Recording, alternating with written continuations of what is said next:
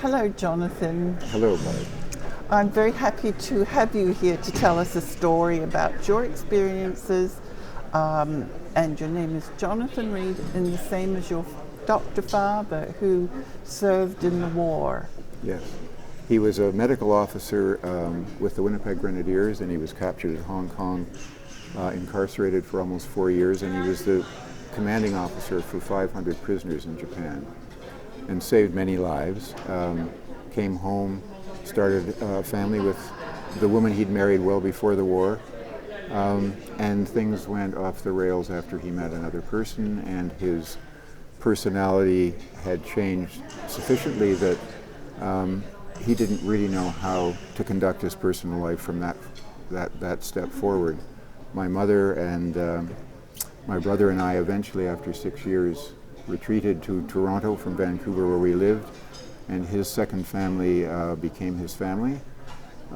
As a young person, I, of course, looked up to him. My mother was very supportive of our memory of him and his experiences, what he'd done during the war.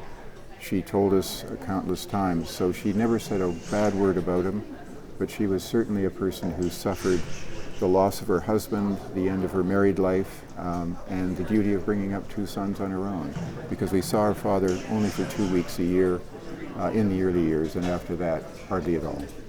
Yes, and you had a quest to find out who he was and what trauma affected him. How did you do that? In a natural way, as a very young guy, I began to just collect and keep all kinds of research material about the war, about him, about his friends, about his life. I eventually began interviewing people who'd known him. I eventually interviewed people who'd been with him in the war, had been prisoners with him.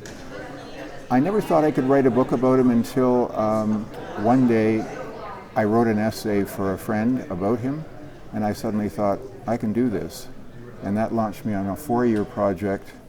And I ended up writing an almost 500-page biography about his entire life in an effort to understand as best as I could who he was, what had happened to him, how he changed, and what had happened to our personal family because of all the experiences he'd had. And so that became the project, and I was glad at the end, I could say content to have done that.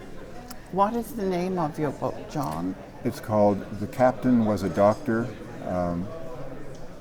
That's the main title. There's a subtitle to it, but The Captain Was a Doctor is a line he used himself because he didn't really feel he was a soldier.